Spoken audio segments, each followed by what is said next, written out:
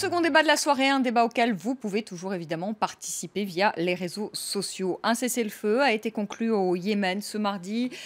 Une trêve qui va durer 7 jours, mais une trêve qui est déjà mise à mal, puisque 7 civils ont été tués dans des bombardements, 15 membres des forces loyalistes également. Des pourparlers qui ont démarré aujourd'hui, je vous le disais, à Genève. La guerre au Yémen a commencé au printemps dernier, a fait 6 000 morts et 28 000 blessés. On va en parler avec nos invités, avec vous Anne-Marie Pegg, bonsoir. Vous êtes médecin, coordinatrice du projet pour MSF Médecins sans frontières. Vous revenez du Yémen, vous avez passé 4 mois à Aden. Et puis avec nous, d'une minute à l'autre, Georges Malbrenot, il est grand reporter au Figaro, auteur des Chemins de Damas, le dossier noir de la relation franco-syrienne. C'est avec Christian Chesneau et c'est aux éditions Robert Laffont. Avant de commencer ce débat, on va écouter tout d'abord le Premier ministre yéménite et puis ensuite le médiateur des Nations Unies. C'est seulement si nous nous réunissons avec de bonnes intentions que nous pourrons poursuivre le processus politique là où il s'était arrêté. Grâce aux choses positives qui ressortent du côté yéménite, nous pourrons aboutir à un processus politique. Mais d'abord, il faut reprendre le pays et que les Houthis déposent les armes pour instaurer de la légitimité dans la capitale Sanaa. Vous avez fait le premier pas vers un accord pour cesser les hostilités et c'est sans aucun doute une réussite. Mais il est plus important de vous concentrer dorénavant sur la création d'un cessez-le-feu durable et complet.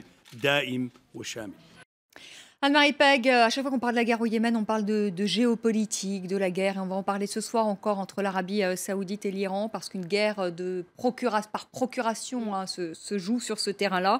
Mais avant cela, je voudrais qu'on parle quand même de ces hommes, de ces femmes, de ces enfants qui subissent cette guerre depuis 9 mois maintenant. Comment vivent-ils, vous qui revenez du Yémen ? Oui, mais ils vivent dans un état d'insécurité presque absolu. C'est difficile même pour les familles de planifier leurs jours. Il y a plusieurs qui ne savent pas où ils vont trouver la nourriture, si les enfants peuvent aller à l'école, et s'ils sont blessés ou s'ils sont malades, où ils peuvent trouver les soins ou le médecin ou même les soins médicaux. Oui, parce que 58%, je crois, de la population aujourd'hui yéménite n'a pas accès aux services médicaux. 77%, donc les 3/4 de la population n'a pas accès à l'eau potable. Et plus de la moitié de la population vit sous le seuil de pauvreté aujourd'hui. C'est ça oui. Le quotidien des Yéménites. Oui, c'est exactement ça. C'est un pays déjà très fiable dans un état de pauvreté, même avant la guerre. Et bien sûr, les 9 mois de guerre, ils ont touché la population vachement plus fort. Est-ce qu'ils la comprennent, cette guerre, les Yéménites ? Quand je dis est-ce qu'ils la comprennent, c'est est-ce qu'ils comprennent les enjeux, justement, cette guerre par procuration que se mènerait l'Arabie saoudite et l'Iran, ou est-ce que ça les dépasse complètement ? Ils ne s'y attendaient pas ? Non. Bien sûr, les gens avec qui j'ai parlé, ils comprennent bien qu'ils sont vraiment pas les responsables pour la guerre. Ils comprennent que c'est les pouvoirs des autres pays, c'est les pouvoirs vachement loin d'eux qui contrôlent et qui causent plein de problèmes dans leur vie. Est-ce qu'ils l'ont vu venir, cette guerre ? Ça, je sais pas. Mais pour l'instant, c'est la plupart de la population, qu'est-ce qu'ils veulent maintenant, c'est une arrête de la guerre. Ils sont épuisés. Ils sont fatigués et ils sont vraiment tristes après 9 mois de vivre en insécurité. Ils y croient, c'est pour parler, parce que ce n'est pas les premiers pour parler. Il y en a déjà eu précédemment et qui n'ont pas abouti. Est-ce que cette fois, ils sont un peu plus optimistes ? Est-ce qu'ils les suivent, ces pourparlers qui se tiennent à Genève ? On espère vraiment que ça va durer, cette cessez-le-feu. Parce que c'est absolument essentiel que l'aide être livrée pour les gens plus touchés par la guerre. Bien sûr, il y avait les livraisons d'aide notamment par les organisations internationales, mais sans un cessez-le-feu, c'est impossible de livrer l'aide à la population le plus touchée par le conflit. Alors un cessez-le-feu, on le disait, qui a été proclamé aujourd'hui, une trêve, mais une trêve qui n'est pas respectée. Je vous le disais, 7 civils ont été tués, 15 membres des forces loyalistes. C'est une trêve extrêmement précaire. Comment vous, les organisations humanitaires, vous travaillez sur place, vous qui travaillez pour MSF ?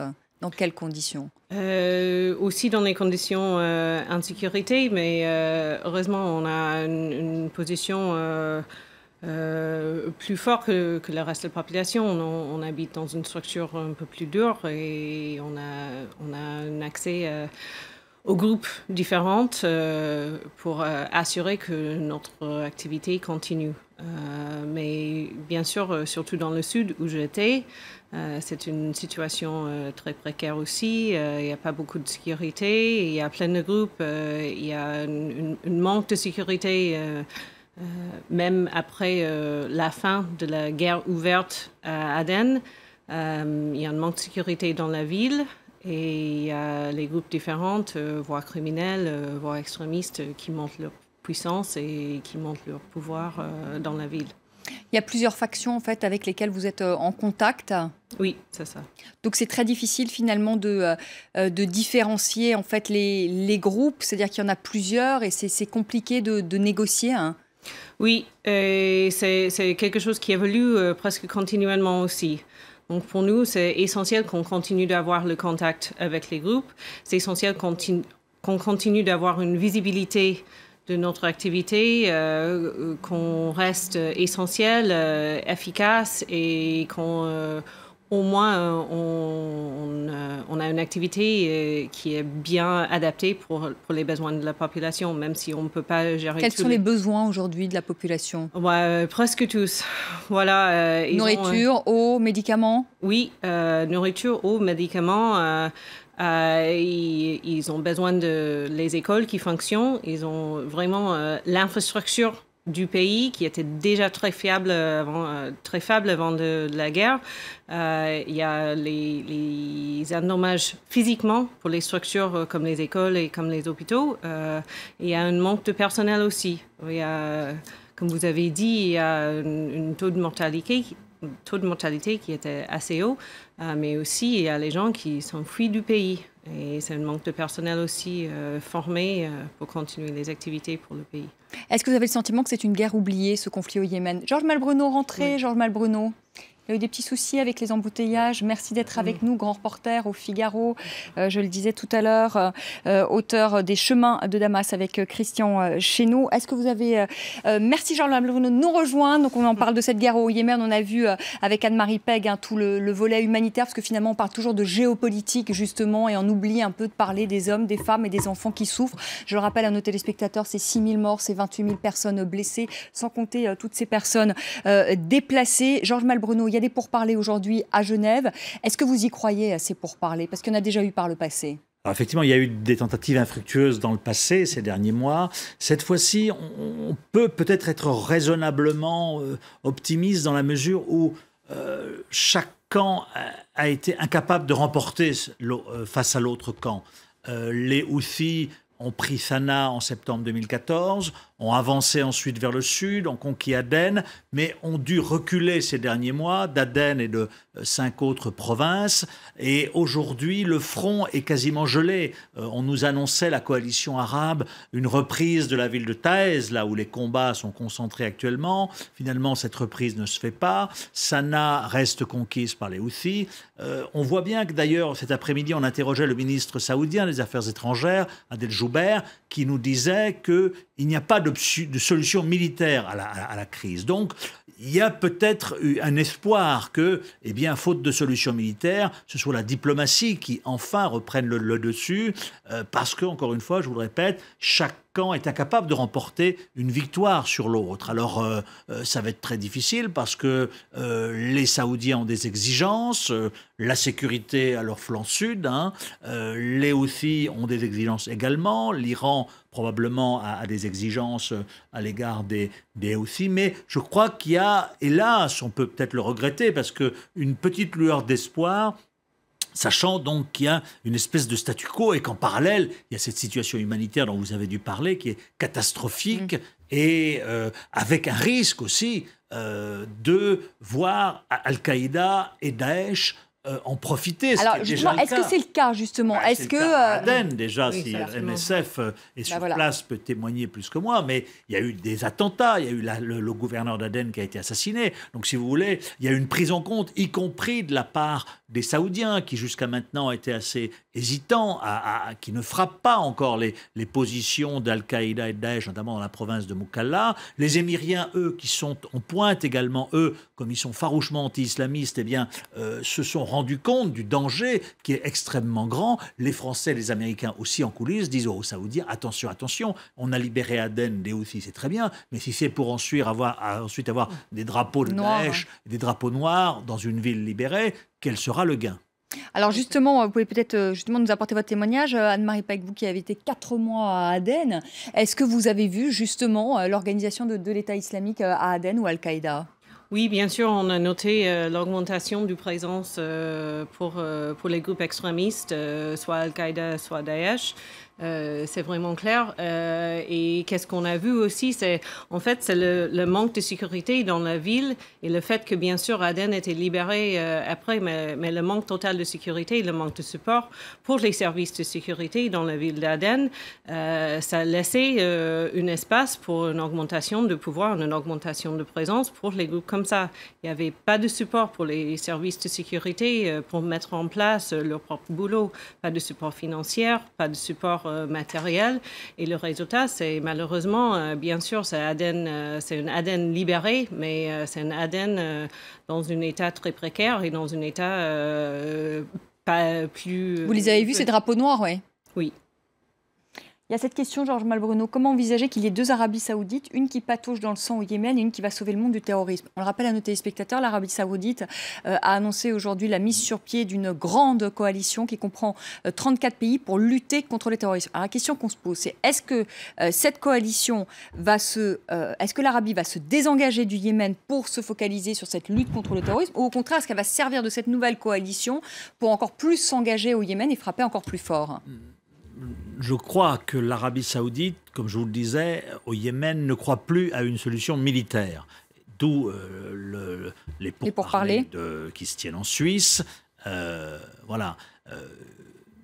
Et il y a effectivement aujourd'hui cette nouvelle coalition qui est quand même assez intéressante parce que donc il n'y aura pas de forces arabes communes ou islamiques communes qui iront se déployer au Yémen, en Syrie, en tout cas pas dans l'immédiat. Adel Jouber n'a pas exclu cet après-midi l'envoi de troupes au sol à terme pour éventuellement prendre la place pour s'implanter, s'installer dans les régions qui seraient libérées de Daesh, mais on n'est pas encore là. Mais il y a une prise en compte, sous la pression des Américains notamment, d'une menace forte, au Yémen, mais aussi ailleurs, y compris chez eux, que Daesh représente un vrai danger. Donc, on va avoir un centre opérationnel commun qui va être mis en place dans les semaines qui viennent à Riyad, des échanges d'informations, des échanges de renseignements. Il y aura au cas par cas ensuite des demandes exprimées par un certain nombre de pays qui seront relayées auprès essentiellement de l'Arabie saoudite. Ça peut être des demandes en termes d'équipement, des demandes en termes d'envoi de forces spéciales, d'instructeurs, etc. Donc, je crois qu'il y a un engagement plus fort des Saoudiens qui répond aussi à une demande américaine et aussi qui répond à une demande, je dirais, en termes d'image, parce que vous l'avez vu en France, mais ailleurs aussi, l'image de l'Arabie saoudite, à tort ou à raison, probablement un peu à tort, mais aussi un peu à raison, est quand même ternie par cette complaisance supposée, ce double jeu à l'égard des djihadistes. Et donc là, il y avait une nécessité, on l'a bien senti en interrogeant Adel Jouber, qu'il nous a dit, nous a affirmé, il s'est exprimé longuement, ce qui est rarement le cas d'un dignitaire saoudien, où la parole est assez rare, eh bien qu'il fallait répondre effectivement à ces attaques, infondées selon lui sur l'appui supposé de l'Arabie saoudite à Daesh et aux djihadistes et à Al-Qaïda. Donc voilà, je crois qu'il y a tout ça qui entre en jeu et on devrait assister comme à une probable montée en puissance de cette coalition islamique qui... alors effectivement, est-ce que ce sera plus en Syrie? Est-ce que ce sera plus en Libye, comme le souhaitent les Émirats Arabes Unis ou l'Égypte. Ça, je pense qu'on le saura dans quelques semaines, voire dans quelques mois, mais il va y avoir quand même une réponse qui sera donnée avec une intervention, une montée au créneau des Saoudiens sur ces terrains-là où quand même il y avait c'est à eux, c'est aux forces arabes. Il y avait une attente quand même, en tout cas de la part des Occidentaux qui expliquaient que c'était finalement aux pays arabes aussi d'aller régler Est-ce que c'est le prélude à un problèmes. Développement de troupes au sol? Rien n'est exclu, nous a dit Adel Joubert. À court terme, je ne pense pas, mais dans l'optique d'un écrasement de Daesh, je ne sais pas moi, à Raqqa ou ailleurs, ou dans les zones d'Irak, eh bien, il pourrait envisager l'envoi d'instructeurs émiriens pour aider les forces tribales locales. Mais on en est encore loin. Mais en tout cas, il y a une impulsion déjà. Il y a un engagement plus fort des Saoudiens. Cette réaction d'un internaute, le Yémen n'est pas seulement victime d'une guerre civile. Cet affrontement a été considérablement aggravé par l'intervention étrangère. Donc fait-il sans doute référence justement à l'Arabie saoudite et à l'Iran, l'autre acteur de cette guerre au Yémen. Anne-Marie Pegg, les populations civiles, on l'a dit, qui sont les premières touchées. Elles fuient ces populations civiles. Elles fuient dans les pays voisins. Et elles rêvent ensuite d'Europe aussi, ces populations. Oui, probablement. J'ai pas entendu une grande envie pour partir en Europe. Ils veulent plutôt, comme les habitants de plusieurs autres pays, que leur pays rentre en paix et qu'ils peuvent rester pour continuer à vivre leur vie. Mais bien sûr, il y a plein de déplacés, surtout au Yémen. Il y a plein de réfugiés à Djibouti. On a même entendu les histoires des réfugiés somaliens du Yémen qui repartent pour la Somalie. Parce que, et on ne peut pas dire que la Somalie soit un État en paix. Oui, et voilà, parce qu'ils pensent qu'en fait, la Somalie, à ce moment, c'est plus sécure et plus... que le Yémen. C'est un pays plus sécurisé que le Yémen. Est-ce qu'il y a un risque, Georges Malbruno, d'un afflux aussi à un moment donné de réfugiés yéménites si cette guerre se poursuit, comme on peut voir aujourd'hui un afflux de réfugiés syriens en Europe? Il y a, après certains diplomates, effectivement, il y a un risque effectivement migratoire, si jamais justement ces négociations qu'on présente un peu comme celles de la dernière chance n'aboutissent pas. Il y a un risque à la fois sécuritaire, que le Yémen, qui est aujourd'hui un État quasi failli, devienne un État complètement failli, avec le principal risque, à mon sens, c'est cette émergence et cette montée en puissance d'Al-Qaïda et de Daesh, mais aussi un risque migratoire, alors ensuite vers où? Vers la Somalie, vers Oman, et puis peut-être vers l'Europe, on n'en sait rien. Un dernier mot justement sur ces négociations, ça pourrait être quoi le deal de ces négociations? Est-ce que la rébellion, parce que c'est quand même la question qu'on se pose, est-ce que la rébellion Houthi acceptera de se retirer de certains territoires qui ont été conquis et de déposer les armes? Parce que c'est quand même ce qui lui est demandé aujourd'hui. Deux des principales demandes, c'est effectivement le retrait des armes lourdes, le retrait des principales villes de Sanaa notamment. Voilà, et en contrepartie d'une participation à un pouvoir. Voilà, donc on sera fixé dans les prochains jours. Mais ce qui était frappant ces derniers mois, c'est l'absence de confiance totale entre les deux parties. Donc, à partir du moment où il n'y a pas de confiance, eh bien, aucune d'entre elles n'a intérêt à faire des concessions. Est-ce que on dit que les Saoudiens, le prince Mohammed bin Salman, le ministre de la Défense, qui est le nouvel homme fort, est prêt aujourd'hui justement à des concessions avec en contrepartie des garanties de sécurité sur son flanc sud, un voisin du Yémen? Est-ce que pour l'Iran, qui parraine sans être un sponsor très actif, qui parraine les Houthis, pour l'Iran, ça n'est pas stratégique, mais les Houthis ne peuvent pas capituler. Mais je crois qu'aujourd'hui, aucun des deux protagonistes, justement, n'a perdu la face. Les uns et les autres, les loyalistes peuvent dire « nous avons reconquis des positions, on a reconquis Aden, on a réinstallé l'autorité loyaliste », et les Houthis peuvent dire également « eh bien, on peut faire des concessions parce que, finalement, vous voyez, on n'a pas perdu, on a encore Sanaa, etc. » Donc, le moment est peut-être enfin mûr pour qu'une solution diplomatique mette fin à ce conflit qui a dévasté un pays qui est déjà, hélas, frappé par de nombreux problèmes. Merci beaucoup, merci à tous les deux. Merci Anne-Marie Pec d'être venue sur le plateau de France 24. Merci beaucoup Georges Malbruno. Vous restez avec moi, on accueille tout de suite Karim Yayaoui. Tout ce qui a fait le buzz sur les réseaux sociaux ce mardi, un œil sur les médias, c'est tout de suite.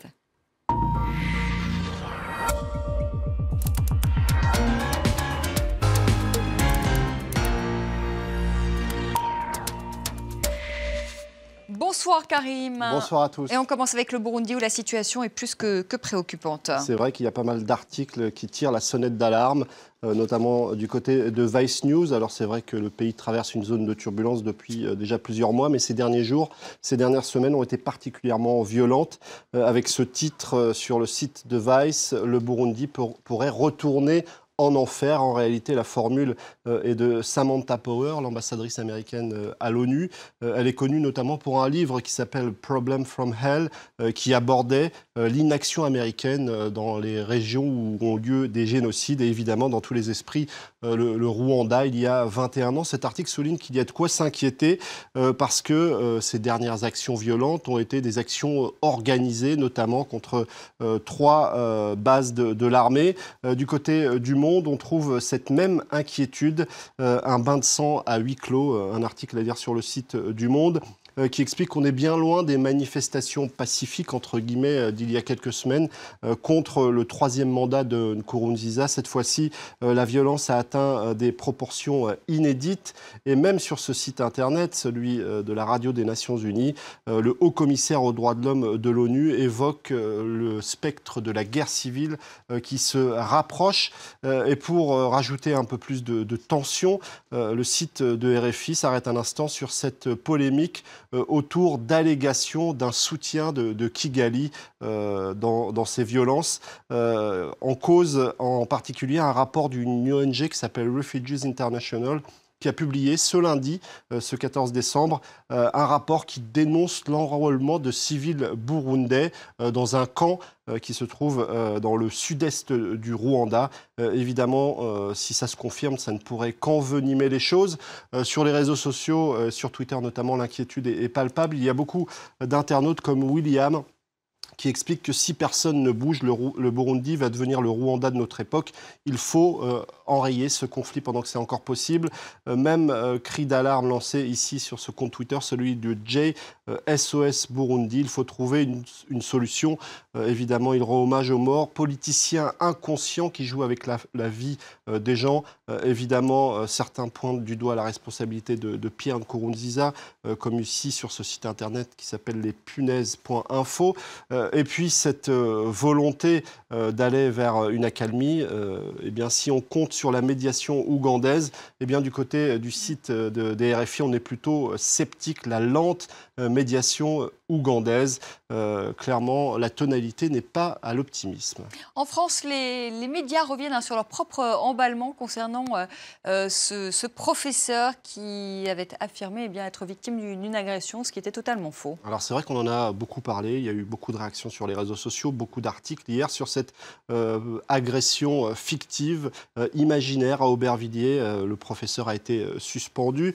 Il avait affirmé qu'il avait été attaqué au cutter par un individu se revendiquant de l'organisation État islamique. Alors aujourd'hui, on tente de comprendre pourquoi cet emballement, notamment ici sur le site du Nouvel Obs, qui donne la parole à Dorothée Marchand, qui est docteur en psychologie sociale. Elle explique qu'il y avait un terreau favorable pour cet emballement en quelque sorte. Il y a d'abord une incertitude collective, dit-elle, liée à un contexte d'état d'urgence et à une situation de guerre contre le terrorisme. Et puis il y a une incertitude individuelle que tout un chacun alimente en allant se renseigner notamment sur les réseaux sociaux et dans les médias. Et aujourd'hui, les médias, justement, notamment Le Monde, tentent justement de revenir sur cet emballement médiatique avec quelques lignes où on peut clairement lire un mea culpa. La journaliste qui avait d'abord fait cet article hier pour évoquer cette affaire revient aujourd'hui sur ce contexte, dit-elle, favorable à l'emballement. Elle explique d'abord qu'il y avait cette ambiance de psychose générale et puis il y avait aussi une revue de l'organisation État islamique, une revue de propagande qui avait évoqué la possibilité de frapper l'école française. C'est pourquoi peut-être Le Monde et un certain nombre de médias ont relayé les déclarations de ce professeur sans les sourcer, comme si c'était le déroulé objectif des faits. En tout cas, sur les réseaux sociaux, qui a été aussi une caisse de résonance pour cette rumeur, aujourd'hui, eh bien, on critique les médias, notamment avec ce dessin. On les accuse d'être des moutons, avec ces moutons qui disent au fait, quelqu'un a pensé à vérifier l'info. Quelle info, lui rétorque un autre, en train de courir tous dans la même direction. Et puis ce tweeto qui dit le conditionnel, leçon numéro 7. Merci beaucoup Karim. On évoquera la fureur, la folie Star Wars à 20h45. Vous irez le voir, le film, Georges Malbruno ? Peut-être. Merci beaucoup. Merci à tous les deux d'avoir participé à ce débat, enfin ce décryptage sur ce conflit au Yémen. Merci beaucoup Karim. On vous retrouve à 20h45. Merci à vous de nous avoir suivis. Très belle soirée. Je vous retrouve demain soir à partir de 18h de Paris. Tout de suite, le journal sur France 24.